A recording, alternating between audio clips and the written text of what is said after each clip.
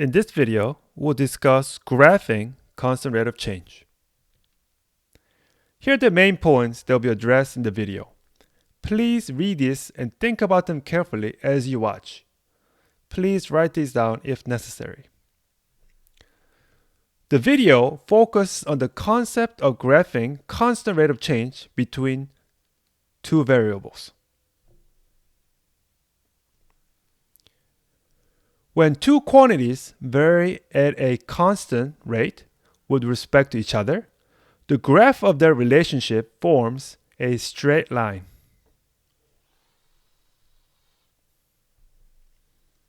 When two quantities, x and y, vary at a constant rate with respect to one another,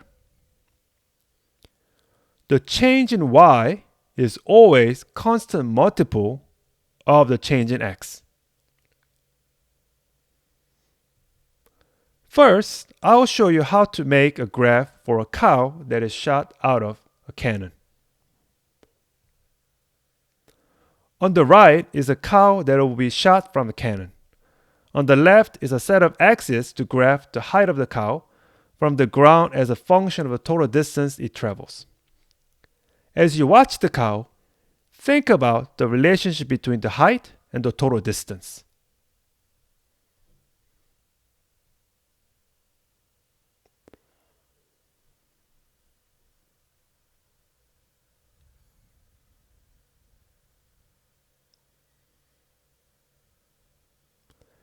Now would be a good moment to pause the video and sketch a graph of the cow's height off the ground as a function of the total distance traveled during the cow's entire trip up and back down. So pause the video, try your own sketch. Here's some examples of some sketches.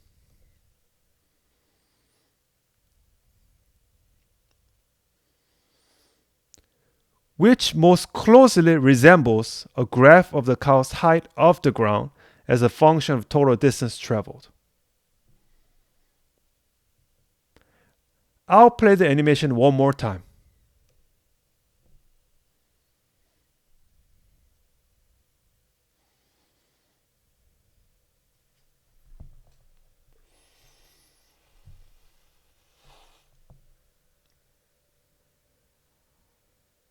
So, which graph is the best?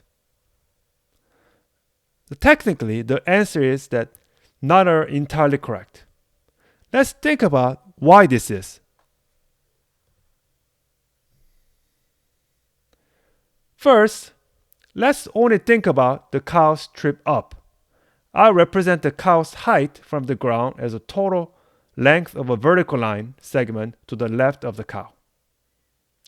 I'll represent the cow's distance traveled as the length of the red vector that will appear on the right of the cow. This time, I'll begin by showing only the cow's trip up.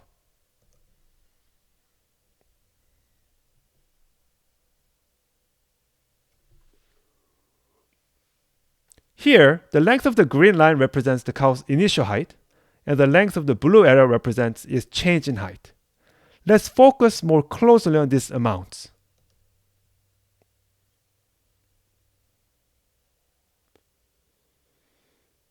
Notice how the distance traveled, the length of the red arrow, and the added height, the length of the blue arrow, are identical. Let's rewind this animation and put the cow back into the cannon.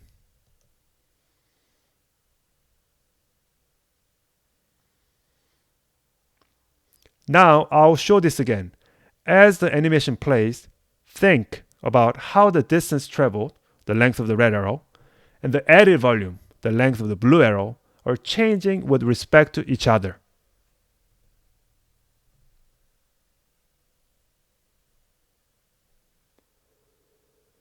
You might have noticed that no matter how large the change in distance, the change in height was always the same as the change in distance. What this means is that height and the total distance traveled vary at a constant rate, 1 in particular, with respect to each other, because the amount of change in height is always 1.0 times as large as the amount of change in distance.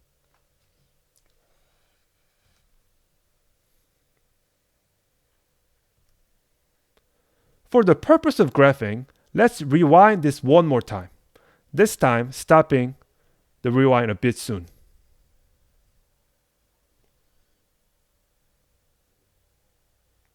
We can also think about how this would work if instead of treating the added distance as a single large part, we split our total distance up into 3 equal sized parts, the same as where I stopped.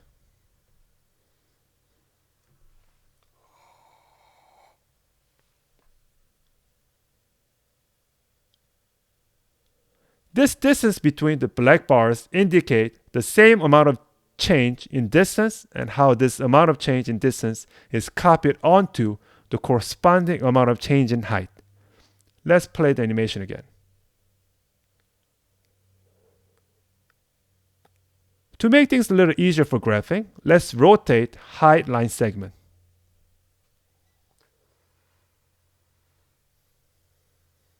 Now let's have the axis reappear.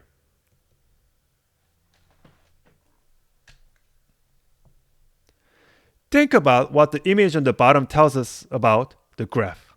The length of the green line will be the initial height, an initial vertical change on the graph.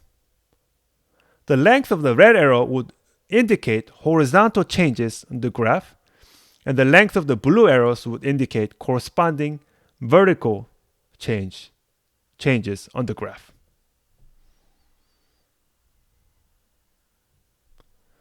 So now we have a y-intercept and another point on the graph.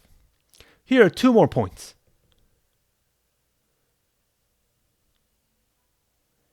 This will certainly allow us to plot a few points, but what about the other points? Let's reset to the beginning.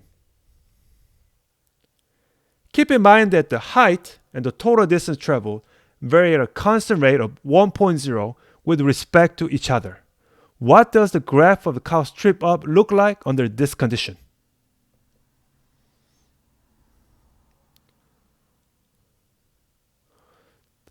Note how even within a section, the horizontal length added is always the same as the vertical length added. This is more easily observed with just one section.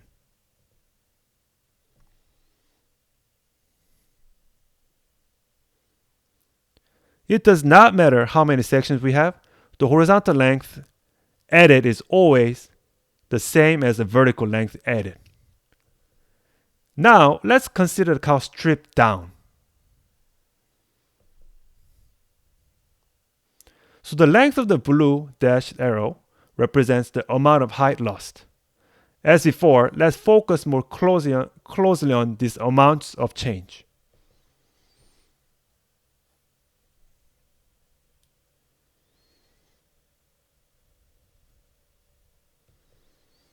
Let's rewind to the cow's maximum height from the ground.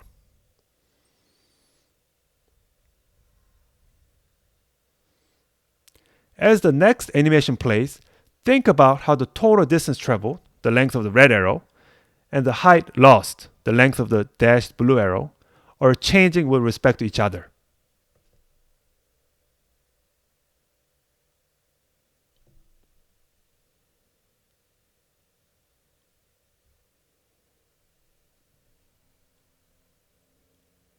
You might have noticed that no matter how large the change in distance, the change in height lost was always the same as the change in distance. The distance between 2 bars on the red arrow was always the same as the length of dashed blue arrow. What this means is that height and the total distance traveled vary at a constant rate, -1 in particular, with respect to each other, because amount of change in height is always -1.0 times as large as the amount of change in distance. Let's reset the cow's maximum height and review the graph. To complete the graph, keep in mind that the height and the total distance traveled over the next segment will vary at a constant rate of -1.0 with respect to each other. What does the graph of the cow strip down look like under this condition?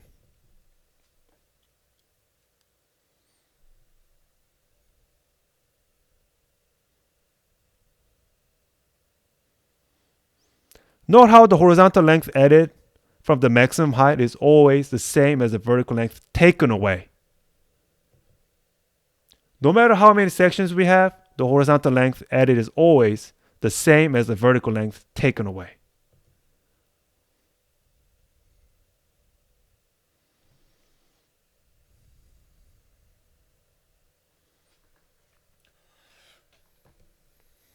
So the cannon cow graph has given us two examples of how to graph constant rates of change. For the cannon cow, the height and the total distance traveled vary at constant rate 1 and then -1 with respect to each other.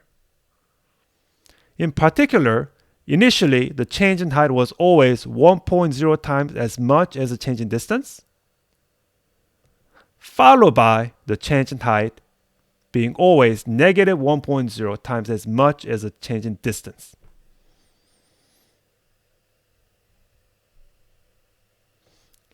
Now let's look at another example. I'll show you how to graph constant rate of change using context of pouring water into a cylinder. We'll start by thinking about a scenario where water is being poured into a cylindrical cup.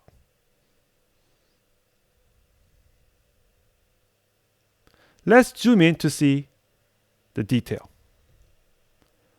I'll use the length of this green line to represent the initial height of the water, and the length of this blue line to represent change in height of the water.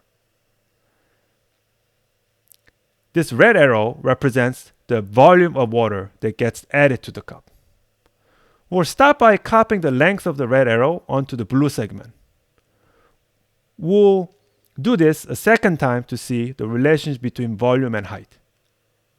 Now, if we think about the amount of change in volume, we can see that delta H is roughly 1 3/4 as large as delta V. Let's rewind the animation.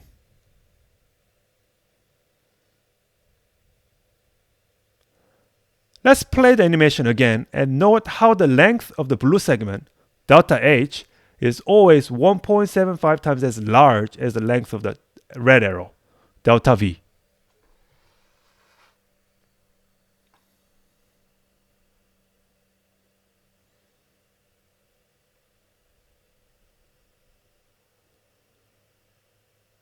Now let's graph this constant rate. The length of the green line will be initial height, or initial vertical change on the graph. We can plot this point on the graph. The length of the red arrow would indicate horizontal changes on the graph. Note how the length of the red arrow always remains the same distance from the horizontal axis. The length of the blue segment would indicate corresponding vertical change on the graph. So now we have a y-intercept and another point on the graph. But what about the other points? Let's rewind the pouring, but not quite all the way.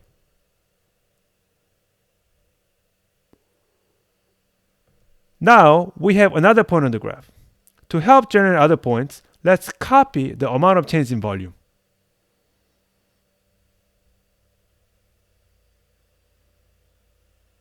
This distance between the black bars indicate the same amount of change in volume. To make it easier to see the multiplicative relationship, let's rotate the blue height line.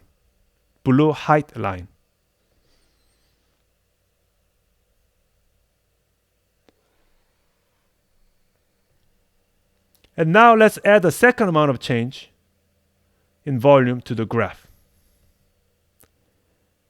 And the corresponding amount of change in height, which gives us another point on the graph. And we can repeat this for other changes in volume and height.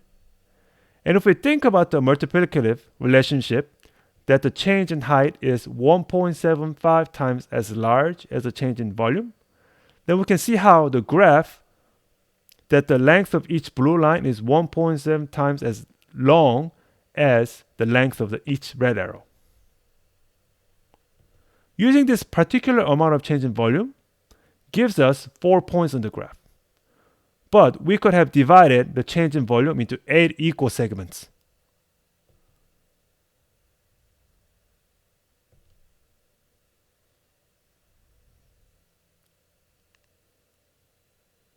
We can see again that each blue segment is 1.75 times as long as each red arrow.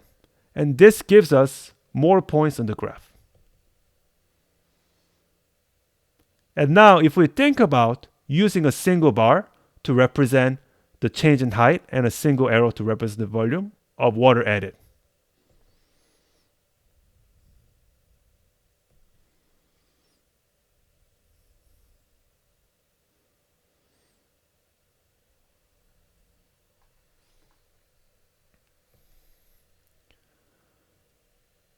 We can see that the fact that the change in height, the length of the blue bar, is always a constant multiple times as large as a change in volume. The length of the red arrow means that the graph would be a straight line. And this will be true for any constant rate of change.